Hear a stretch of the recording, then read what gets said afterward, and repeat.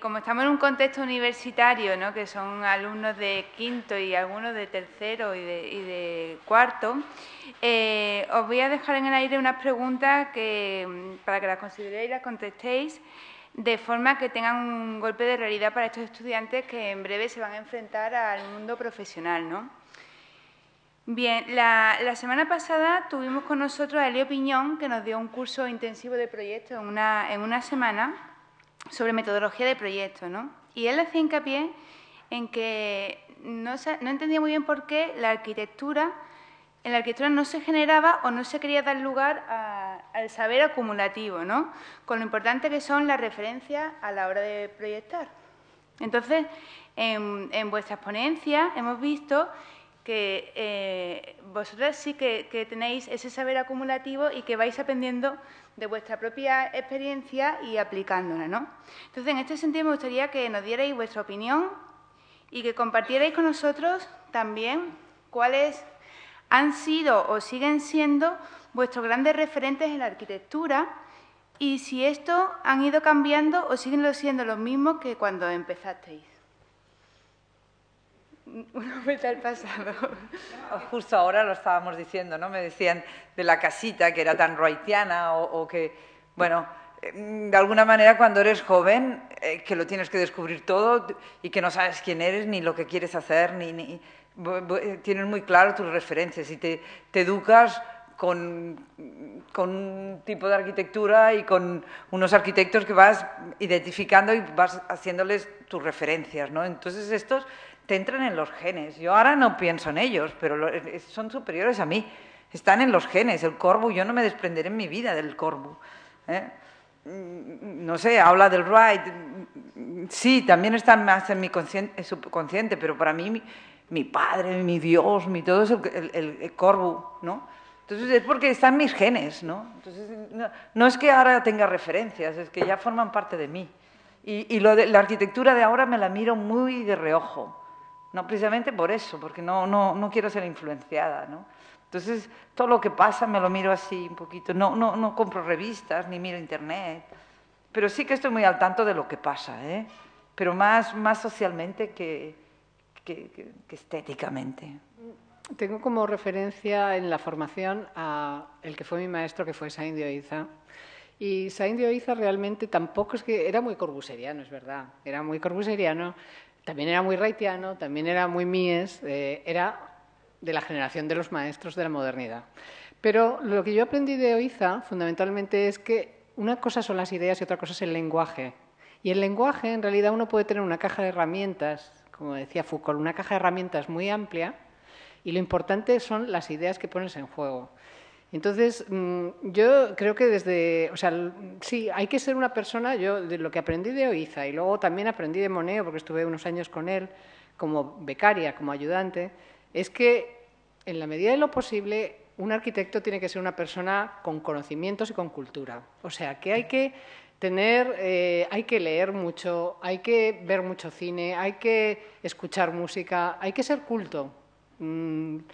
Yo creo que los maestros, más que los profesores de hoy, yo me siento profesora de hoy, con lo cual hago referencia a esos maestros de antes, eran personas que dedicaban la mitad de la jornada a trabajar y la otra mitad a aprender.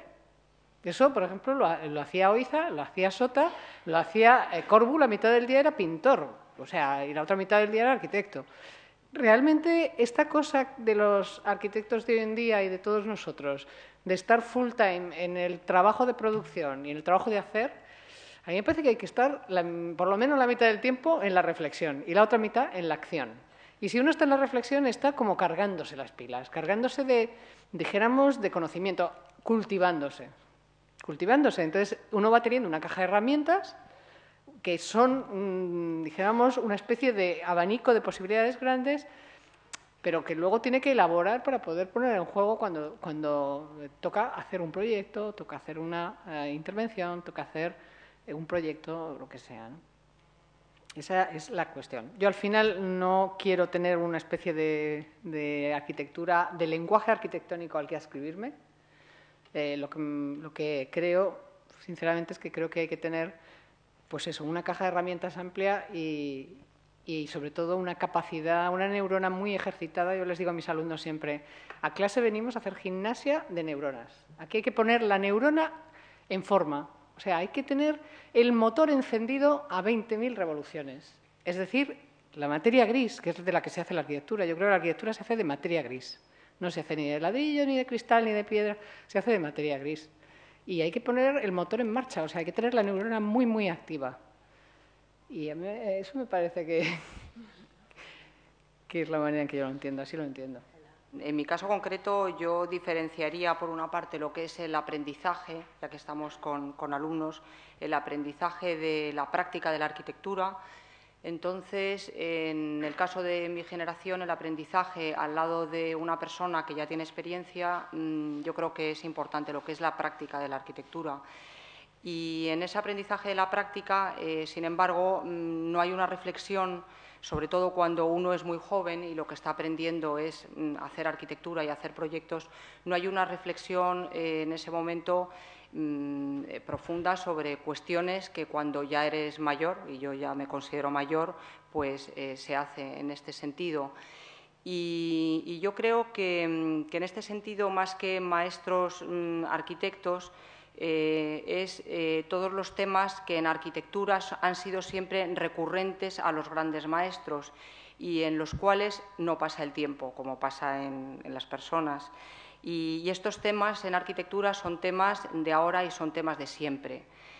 Como puedan ser la utilidad de la arquitectura o como puedan ser la relación con otras artes o como pueda ser la sensibilidad hacia la economía o como puedan ser cuestiones de relación del edificio con la ciudad. Entonces, eso ha sido siempre recurrente en los grandes arquitectos, en los grandes edificios de arquitectura, digo grandes, no de tamaño, sino grandes porque han conseguido su objetivo. Y entonces, esa reflexión, yo creo, en mi caso, yo creo que en general siempre se produce cuando ya has tenido una etapa de hacer arquitectónico un tanto ya dilatado, pues cuando puedes pensar ya de una manera sobre todas estas cuestiones que yo creo que son cuestiones en las que no pasa el tiempo. Y yo creo que en el fondo son cuestiones también en las que las personas que amamos la arquitectura y que nos gusta lo que ello significa, pues son las cuestiones en las que pensamos. De hecho, aquí hemos tocado varios temas que son comunes, por ejemplo, cuando Carmen ha explicado el deseo de que la ciudad pase por debajo de los edificios y se introduzca en los edificios, pues también es un tema recurrente en nuestra arquitectura, el tema del sentido común, que muchas veces cuando explico fuera digo es el common sense tech, ¿no? el sentido común, y me ha hecho ilusión verlo también en tus palabras porque también es una cuestión que es interesante para nosotros, la arquitectura del sentido común o todo el tema de la apertura de los edificios a la ciudad o el pensar, que yo creo que es lo más importante en el fondo, la arquitectura para las personas que la habitan, porque en el fondo los arquitectos lo único que hacemos es resolver el problema para los demás y procurar los espacios de habitar para otras personas, no para nosotros. O sea que estos temas son de ahora y son de siempre y son recurrentes a todos los arquitectos que en el fondo amamos la arquitectura, como bien ha dicho Blanca, con lenguajes distintos. Estamos viviendo en una época de escasa producción arquitectónica y a su vez está unido al tema de velocidad, ¿no? De revistas digitales y blogs, que hace que se publique pues muchísima obra que a lo mejor en otra etapa de la arquitectura pues no se hubiera publicado nunca, ¿no? Entonces es como una arquitectura que se basa en la imagen, pero no en la imagen de edificio comodito, sino de puro marketing, de unos planos muy bonitos, unos paneles que son muy llamativos y después quedan como un proyecto banal, ¿no? No llega a hacer ciudad ni a generar nada en el entorno, ¿no? Incluso no llega a dialogar con la sociedad que después va a hacer uso de esos edificios, ¿no? Entonces me gustaría preguntaros, porque vosotras habéis sido también, aparte de presentar a concursos, también habéis sido parte de jurados, ¿no? Y me gustaría preguntaros qué pensáis de esto y qué consideráis que debe tener un buen proyecto, ¿no? ¿Cuáles serían las claves esenciales de un buen proyecto? Es difícil, pero fácil también. Pero lo contestaba. Bueno, pero cada una... Yo estoy de acuerdo completamente. Hay unos invariantes, podríamos decir, de la arquitectura que de verdad que servirán para siempre, sirven siempre y servirán siempre. Bueno, es que no voy a repetir lo que ya he dicho, pero yo incidiría nada más en que los arquitectos fundamentalmente lo que hacemos es crear el escenario para la vida de las personas, para la vida cotidiana y para la vida en situaciones excepcionales, ¿no? Y esa es nuestra tarea. Cuando uno esté proyectando, si quiere que el proyecto tenga un valor, que sea para las personas que les conmueva, eso ya lo dijo Le Corbusier hace mucho, que les conmueva, que les sea útil a las personas, que fomente las relaciones personales. Bueno, en fin, es tan básico, pero es tan difícil también, es verdad. Pero para eso uno tiene que conocer el mundo que le ha tocado vivir.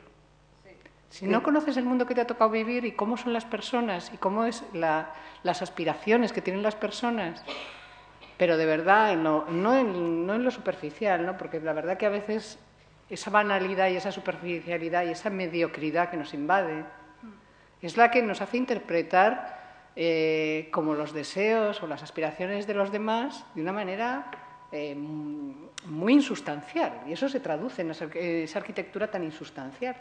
Cuando estoy haciendo la Caixa Forum ha de haber una cierta teatralidad, porque estoy representando algo que involucra a todo el pueblo, ¿no? Cuando estás haciendo unas viviendas igual has de ser una de entender cuál es la demanda, incluso porque hay una demanda de un cliente, hay una demanda de una sociedad, pero hay una demanda también de una ciudad, ¿no? Entonces, ser buen arquitecto es saber entender o sea, responder a la demanda creando este espacio, ¿no? Pero sobre todo también crear poética, que es lo que decía. O sea, una buena arquitectura siempre es la que es capaz de responder, pero con el plus de crear poética. Si no es arquitectura, pero no es buena arquitectura. Hay un texto muy hermoso del músico gaditano Manuel de Falla, que decía en una revista musical francesa en el año veintitantos que él creía en la bella utilidad social de la música, y en el fondo lo que estamos diciendo es que todos creemos, o nosotras creemos, en la bella utilidad social de la arquitectura, ¿no? Pero en el fondo es eso, que sea útil, que sea bello, que sea duradero. Quizá lo de duradero es lo que menos nos importa hoy, que las cosas duren, pero en el fondo la buena arquitectura dura y cambia y cambia y cambia, bueno, y puede tener tantas utilidades que tampoco hay desperdicio, ¿no? Yo creo que eso de que sea duradera es que no haya despilfarro, que también es algo terrible de nuestra época. El despilfarro es una de las cosas que peor arquitectura genera. Justo estaba escribiendo unas cosas y me hablaban de la arquitectura de usar y tirar, ¿no? O sea, de estar... Pero hemos de ser muy conscientes que la arquitectura empieza siempre destruyendo. La arquitectura modifica una topografía original, corta árboles, siempre tiene acciones irreversibles. Entonces hemos de ser muy responsables de lo que estamos haciendo. Porque dices, bueno, lo hacemos para una nave industrial, servirá para... Dios, pero para hacer la nave industrial hemos pulido un campo, hemos cortado todas unas curvas de niveles, hemos cortado unos árboles. Vayamos al tanto, ¿no? Esta frivolidad que es nuestra época, hemos de ir muy al tanto, porque estamos creando un mundo un poco horroroso para nuestros descendientes, generando chatarra y chatarra y chatarra, plásticos. A mí me interesa más que cómo va a ser la arquitectura. O sea, hoy en día no se habla mucho del futuro. Tú no sé si te has dado cuenta que no se hace... En los años 60, los años 70, no se hacía más, se hacían muchas previsiones del año 2000 y tal. Ahora no se hacen tantas previsiones de arquitectura futurista y tal, muy poco de eso, ¿no? Yo creo que en realidad, más que pensar cómo será la arquitectura del futuro, yo creo que lo que interesa es cómo seremos los arquitectos del futuro. O sea, qué tarea vamos a hacer los arquitectos en el futuro. A mí por lo menos eso es lo que me preocupa. Y no tanto por mí, sino, bueno, pues porque estoy muy inmersa en la docencia y entonces me interesa por los jóvenes y por los que están a mi alrededor. Entonces, a mí me interesa pensar cómo queremos que sean los arquitectos en el futuro. ¿Cuál va a ser su tarea en la sociedad?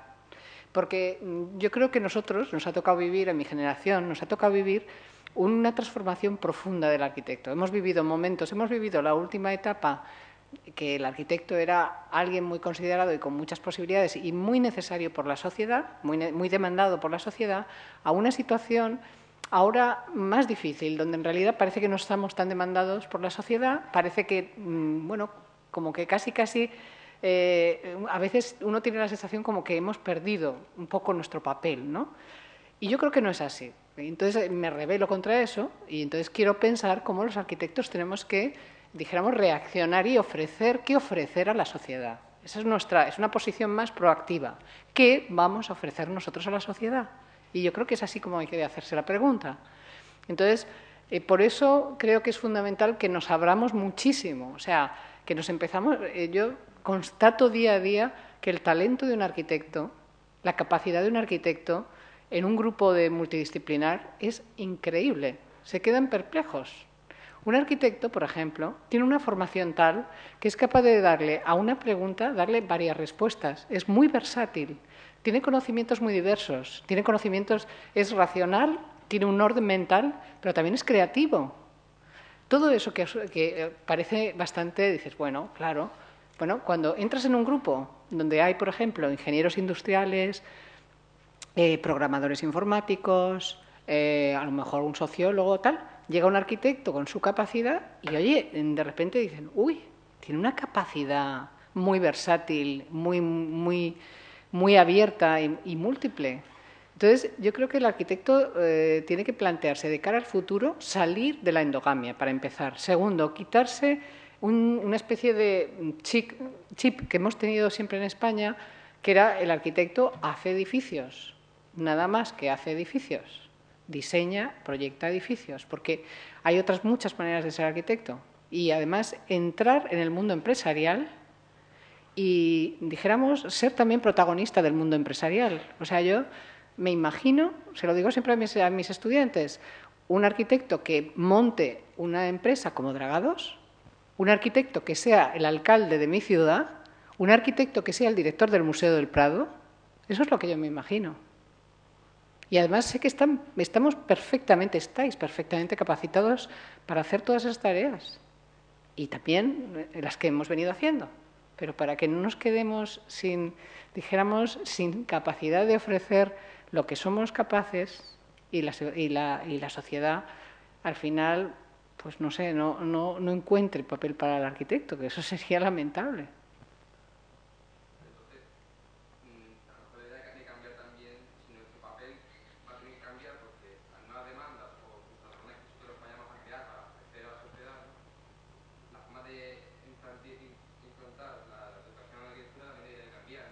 La docencia, hoy por hoy, en España, de arquitectura, es muy buena. ¿Lo habéis comprobado? ¿Habéis hecho Erasmus? ¿Lo habéis comprobado? Es que se ve por todos lados. O sea, ¿por qué? Porque todavía, hoy por hoy, y por lo menos en muchas escuelas, yo creo que en casi todas en España, se está manteniendo el que sea una formación generalista. Y eso es lo que hay que mantener. O sea, que en realidad seguir teniendo una capacitación que cuando uno llega, da igual que sea a Austria o a Corea, digan, y uno entra en un estudio, digan, anda, pero si este vale por dos. Sabe hacer detalles constructivos, pero también sabe plantear ideas. Dibuja, domina AutoCAD, pero además también es capaz de estar en un grupo de discusión con unos y aporta, dijéramos, una visión humanista y tal. Bueno, yo estoy convencida que la formación, por supuesto que se puede mejorar, y luego vendrán los cambios de Bolonia, los grados de 3 años, que esos son un horror. Pero yo creo que arquitectura estamos un poquito, por lo menos en Madrid, que es lo que yo conozco, nosotros hemos hecho una guerra muy fuerte para no caer en eso y seguimos con un grado de 5 años y un máster habilitante de 6. Eso nos da una capacitación a los alumnos, a los formados les da una capacitación enorme. Yo solamente te digo una cosa. Cuando estudiábamos latín y griego, nos decían, pensábamos, ¿para qué estudiar latín y griego si luego no se usa? Por ejemplo, hay bastantes matemáticas, ¿verdad? Y física en la escuela de arquitectura. Y dices, ¿para qué? Si luego lo importante, como decía antes, es poner la neurona a 200 revoluciones. Hay que tener una neurona, vamos, en forma, no, súper en forma. Entonces, hacer un fin de carrera todos sabemos que es un esfuerzo que te da un orden mental y una capacidad de control de un problema complejo con miles de vertientes. El llegar a hacer eso te pone la neurona bastante en buena forma, que sirve para eso, para luego ser alcalde de una ciudad resulta una tarea fácil, a lo mejor, no fácil, pero posible. En la época modernista de Puig i Cadafal, incluso, no sé si fue alcalde, incluso tuvo un cargo político, presidente de la Generalitat, no sé, pero eran Domènech y Montaner también, eran políticos allá y magníficos arquitectos. Es que, claro, el arquitecto es lo que decíamos, arquitectura es dar respuesta, ¿no? Dar respuesta a una sociedad,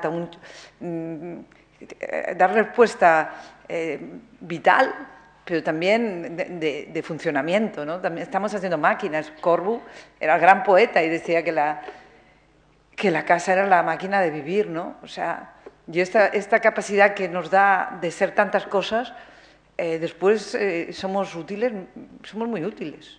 Es decir, la habilidad que tenemos en la cabeza de mezclar y sobre todo, como estamos trabajando para la sociedad, tenemos que ser muy atentos a la contemporaneidad, hemos de estar muy al tanto de todo lo que pasa.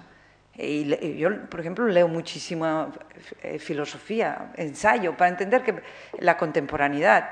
Todo esto te va dando agilidad, porque nosotros somos los que hacemos la escenografía, el escenario de las cosas que ocurran, ¿no? Entonces, hemos de estar muy al tanto y esto nos da mucha habilidad. El arquitecto no necesitamos, simplemente por saber lo que es ser arquitecto ya tenemos esta arma. No hace falta que la escuela sea diferente. Es cuestión de creérselo uno. La capacidad de responder a demandas tan variadas, ¿no? Como es hacer un aeropuerto, hacer un hospital, hacer una pequeña casita y hacemos todo. Yo entiendo también desde la pregunta bueno, la situación ahora cuando comenta pues, y nosotros si nos tendremos que ir fuera.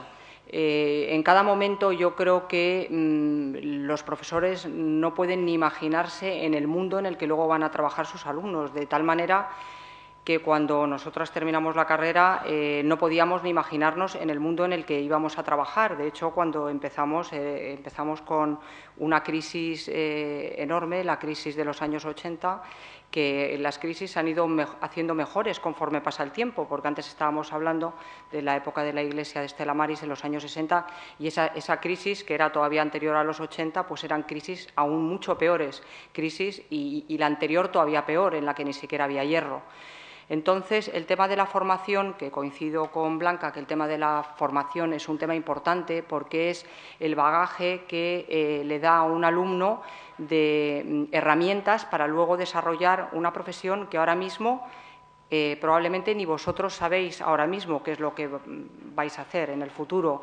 De hecho, yo no podía ni imaginar, cuando terminé la carrera, que me iba a ver involucrada en proyectos con arqueología. En aquel momento es que era un tema que ni existía en los yacimientos arqueológicos y de repente me he visto inmersa en un mundo en el que te vas adaptando, vas aprendiendo y vas confrontando puntos de vista, que vuelve otra vez a ser lo mismo de lo que estamos hablando. El arquitecto tiene una formación que le permite estar atento a muchas cuestiones, porque lo que tiene que estar haciendo en cada momento es dar respuesta y dar solución a las demandas que en ese momento va teniendo la sociedad.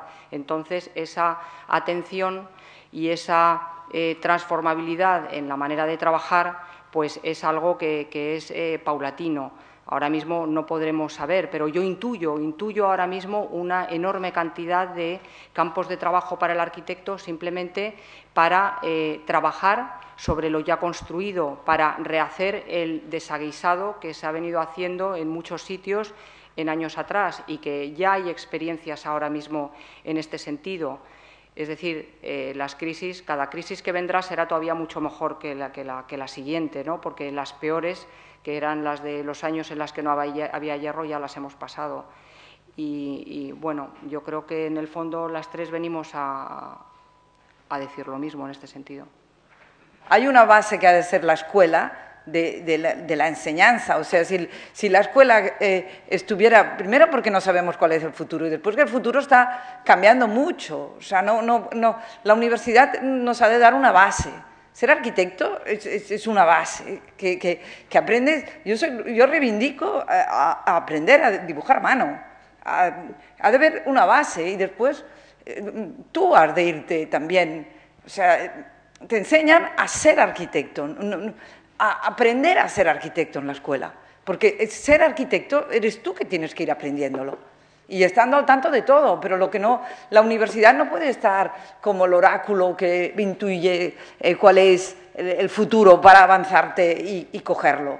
La universidad ha de ser, por eso es universidad, ha de tener las leyes universales, lo que Oiza sería hoy también mi maestro.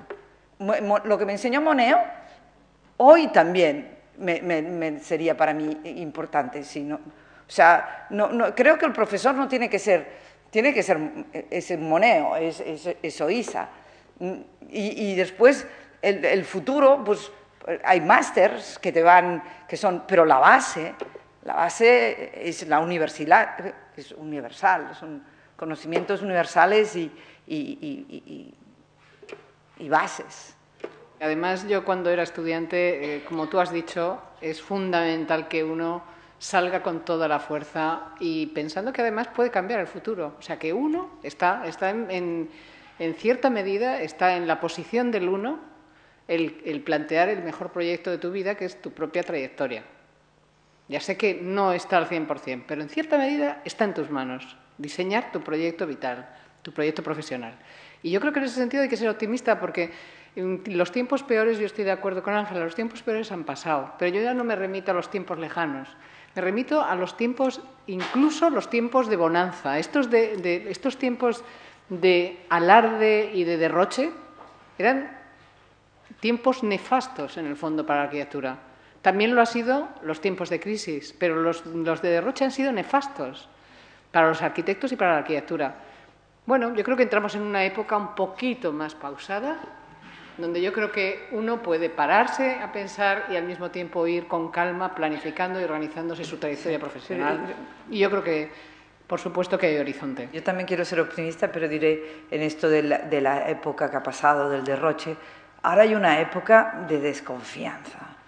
Todos los arquitectos desconfían de los arquitectos. En Barcelona nos están quitando las direcciones de obra para darlas a las ingenierías. O sea, y cuando no hay confianza, no hay nada. O sea, si alguien no confía en ti, te quita el territorio, no puedes hacer nada. Y ahora yo creo que tenemos que luchar a conseguir otra vez la confianza, que nos tenga la confianza. Igual la hemos derrochado porque se nos ha dado mucha y la hemos derrochado y ahora no hay. Y es muy difícil de trabajar sin confianza. Yo creo que tenemos que hacer lo que sea, aliarnos con o sea, primero, no ver enemigos, en el sentido, como decía Blanca, de interdisciplinar. O sea, el ingeniero no es nuestro enemigo, es nuestro aliado. Y tenemos que asociarnos para hacernos valer. Y sobre todo, ganar la confianza que yo siento que se nos está perdiendo. La profesión se hace muy difícil. Yo trabajo en Francia, trabajo en Viena y ha sido muy duro porque dices, allá hay más confianza. ¿Qué va? O sea, se trabaja con una desconfianza hacia el arquitecto. Yo creo que el territorio de los arquitectos es España, donde siento que lo estamos perdiendo. Mismo Barcelona, conseguir la dirección de obra nos está costando. Si no te dan la dirección de obra, te lo quitan todo. O sea que hay un tiempo duro de hacernos respetar otra vez un poquito. Bien, pues concluimos. Yo quiero concluir con 3 frases, una de cada una, que me voy a llevar conmigo y que seguro que a vosotros también os puede ser útil y os puede acompañar a lo largo de vuestra profesión. De Ángela, pues me llevo las persistencias, ¿no? Las persistencias, ya sean más importantes o más humildes, son el eje principal de los proyectos. Es muy importante hacer convivir los estratos del tiempo porque siempre podemos seguir aprendiendo. De Blanca, la investigación, ¿no? La investigación es la base del trabajo profesional. La investigación nace de todo aquello que nos precede y de hacernos preguntas sobre el tiempo que nos toca vivir. Y de Carmen, hacer arquitectura es hacer ciudad. Por ello, lo más importante de un edificio es cómo llega al suelo, cómo hace ciudad, cómo se dignifica él y dignifica el entorno. Y con esto agradeceros vuestra presencia y muchas gracias.